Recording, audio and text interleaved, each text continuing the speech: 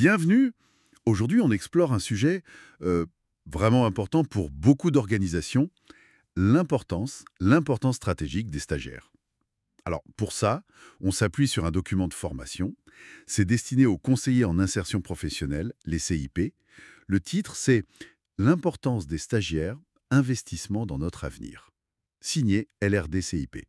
L'idée, c'est de comprendre pourquoi ce document, il présente l'accueil des stagiaires comme quelque chose du crucial en fait, pas juste une formalité. Il dit même d'emblée que ces jeunes, c'est l'avenir du secteur. Alors, qu'est-ce que ça cache? On va creuser un peu. Oui, effectivement. L'approche est clairement stratégique.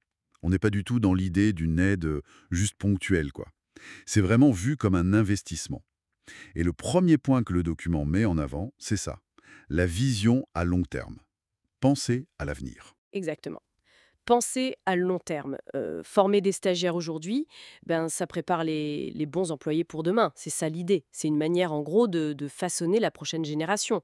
Les futurs CIP, dans notre cas, qui vont prendre la suite. C'est tout à fait ça. Et le document insiste, c'est pas juste pour voir un poste demain. C'est transmettre une culture d'entreprise, un savoir-faire spécifique au métier de CIP. C'est aussi s'assurer qu'on a des professionnels adaptés aux évolutions constantes du marché du travail. Une vraie préparation de la relève, oui. D'accord, je vois. Et au-delà de cette vision pour l'avenir, il y a aussi des impacts plus immédiats, non? Le document parle de renforcer l'équipe. Absolument. C'est le deuxième point clé. Les stagiaires, ils n'arrivent pas les mains vides. Ils ont souvent des connaissances toutes fraîches de l'école, une certaine aisance avec le numérique, et surtout, un regard neuf. Le document utilise l'expression «bouffée d'oxygène intellectuel». C'est assez parlant, je trouve. Ah oui, bouffée d'oxygène, intéressant. Ça veut dire qu'ils peuvent nous bousculer un peu, nous faire voir les choses différemment. Exactement. Leurs questions, leurs idées parfois un peu décalées, ça peut pousser les équipes en place à, à réexaminer leurs habitudes, parfois à innover même. Hmm. Mais ce regard neuf, euh, comment on fait pour que ça se passe bien?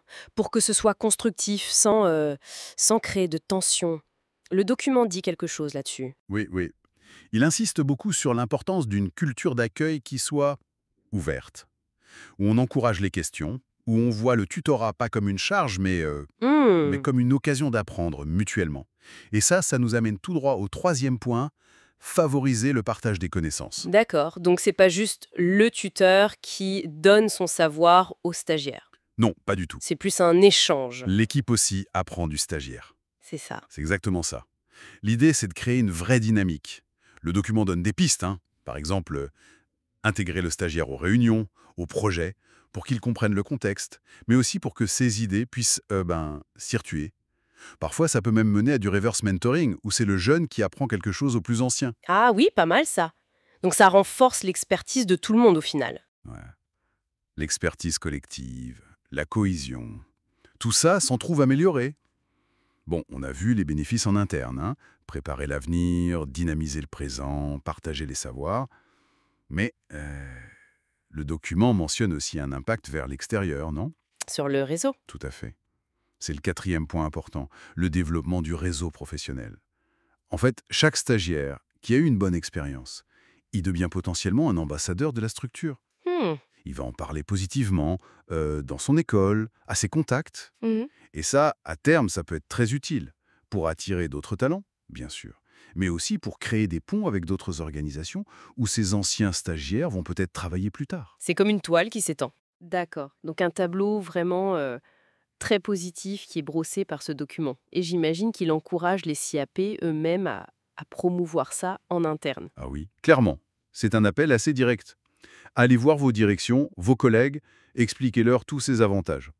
Préparer l'avenir, innover, améliorer les compétences, rayonner à l'extérieur. C'est présenté comme une démarche essentielle pour la vitalité du secteur. Pas juste gentil d'accueillir un stagiaire, mais vraiment stratégique. Ok, donc si on devait résumer les points clés de ce document, accueillir un stagiaire, ce serait 1. Investir dans la relève, 2. Injecter du sang neuf, des idées neuves dans l'équipe. Oui. 3.